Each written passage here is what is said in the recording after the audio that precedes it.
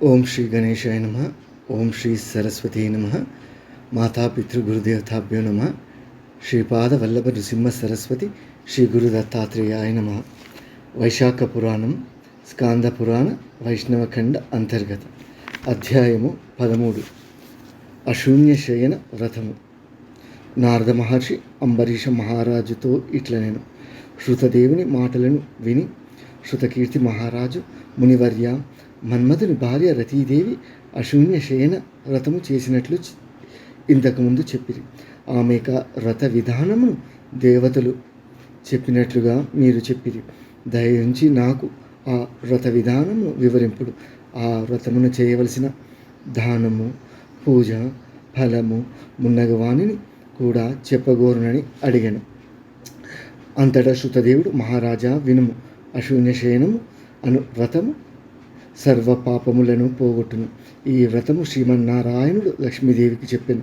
ఆ వ్రతము ఆచరించినచో నీల మేఘశ్యాముడగు విష్ణువు లక్ష్మీ సమేతముగా ప్రసన్నుడై సర్వ పాపములను పోగొట్టి సర్వశుభములను ఇచ్చును.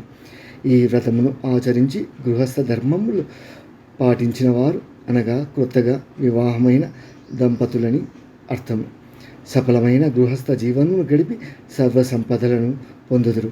అట్లు చేయని వారికి శుభములెట్లు కలుగును. శ్రావణ మాసమున శుద్ధ విధియ నుండి వ్రతమును ఆచరింపవలెను. ఈ వ్రతము ఆచరించువారు 4 మాసములు హవిష్యాన్నమునే పాయసమునే భుజింపవలెను. పారణ దినమున లక్ష్మీ సమేతుడకు శ్రీ మహావిష్ణువును అర్చించి చతుర్విధ భక్ష్యములను వండి నివేదన చేయవలెను. కుటుంబము గల సద్బ్రాహ్మణుని పూజించి వానికి చతుర్విధ భక్ష్యములను వాయనము ఇయ్యవలెను. బంగారు, వెండి, లక్ష్మీనారాయణుల ప్రతిమను చేయించి పట్టు వస్త్రములు, తులసి మాలికలు మున్నగు వానితో అలంకరించి తెల్లని పుష్పములు, సుగంధ వస్తువులతో పూజింపవలెను. శయ్యదానములు, వస్త్రదానములు చేసి బ్రాహ్మణ భోజనము దంపతులు పూజలు చేయవలెను. ఈ విధముగా శ్రావణ మాసం మొదలు 4 మాసములు, శ్రావణ, భాద్రపద, ఆశ్వయుజ, కార్తీక మాసములు విష్ణువును లక్ష్మీ సమేతముగా పూజింపవలెను. తరువాత మార్గశిరము, పుష్యము, మాఘము, పాల్గొనము అను మాసములందును లక్ష్మీ సమేతుడకు శ్రీమన్నారాయణుని పూజింపవలెను. తరువాత చైత్రము, వైశాఖము, జ్యేష్ఠము, ఆషాఢము అను మాసములందు శ్రీహరిని రుక్మిణీ సహితంగా ఎర్రని పుష్పములతో పూజింపవలెను. భూదేవ సహితుడు సనందనాది ముని సంస్థుతుడు పరిశుద్ధుడకు శ్రీ మహావిష్ణువును అర్చింపవలెను. ఈ విధముగా చేసి ఆషాఢ శుద్ధ విధియనందు ముగించి అష్టాక్షరి మంత్రముచే హోమములు చేయవలెను. మార్గశిరము మున్నగు 4 మాసములు పారణయందు విష్ణు గాయత్రిచే హోమము చేయవలెను. చైత్రాది చతుర్మాసములందు పురుష సూక్త మంత్రములచే హోమము చేయవలెను.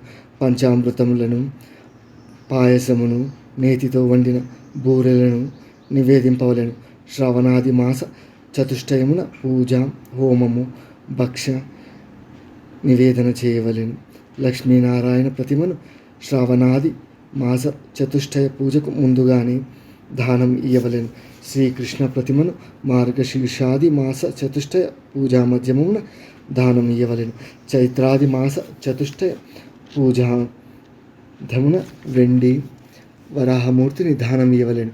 అప్పుడు కేశవాది 12 నామములతో 12 మంది బ్రాహ్మణులకు యథాశక్తిగా వస్త్ర అలంకారను దక్షిణంతో సహా ఇయ్యవలెను. నేతితో వండిన బూరెలు ఒక్కొక్కనికి 12 చొప్పున దానం ఇవ్వవలెను. తరువాత మంచమును, పరుపును ఉంచి దానిపై కంచుపాత్రపై సర్వాలంకార భూషితముకు లక్ష్మీనారాయణ ప్రతిమను విష్ణు భక్తుడు కుటుంబ వంతుడకు ఆచార్య బ్రాహ్మణులకు దానమిచ్చి బ్రాహ్మణ సమారాధన చేయవలెను. లక్ష్మ అశూన్య శయనం యథా తవ జనార్దన శయ్యామహ అశూన్య సాధ్యానేనాదేవ కేశవ అని దానమంత్రమును చెప్పి దానమును చేసి అందరి భోజనం అయిన తరువాత తానును భుజింపవలెను.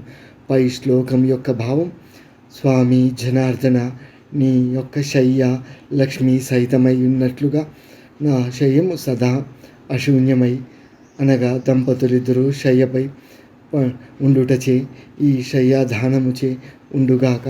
ఈ వ్రతమును భార్య లేని పురుషుడును విధవ స్త్రీయును దంపతులను ఎవరైనాను చేసుకునవచ్చును. శృతదేవ మహారాజా, నేను నీకు ఈ వ్రతమును పూర్తిగా వివరించి తిని. ఈ వ్రతమును ఆచరించిన శ్రీ మహావిష్ణువు ప్రసన్నుడగును. ఆయన అనుగ్రహమునంది జనులందరూ ఆయురారోగ్యములతో భోగభాగ్యములతో శుభలాభములతో సంతుష్టులై ఉందురు. కావున యథాశక్తిగా భక్తి శ్రద్ధలతో ఈ వ్రతమును ఆచరించి భగవద్ అనుగ్రహమును పొందవలెను. భగవద్ అనుగ్రహమున ముక్తియు సులభమగును. మహారాజా, నీవడిగిన అశూన్య శయన వ్రతమును వివరించి తిని నీకు మరేమి చెప్పవలేను అని శృతముని శృతకీర్తితో మహారాజును అనేను. శృతకీర్తి మహారాజు మహాముని, వైశాఖమున ఛత్రదానము చేసిన వచ్చు పుణ్యమును వివరింపము. శుభకరములై వైశాఖ మాస వ్రతాంగ విధానములు ఎంత విన్నను నాకు తృప్తి కలుగుటలేదు అని అడిగాను. ఓం నమో నారాయణాయ.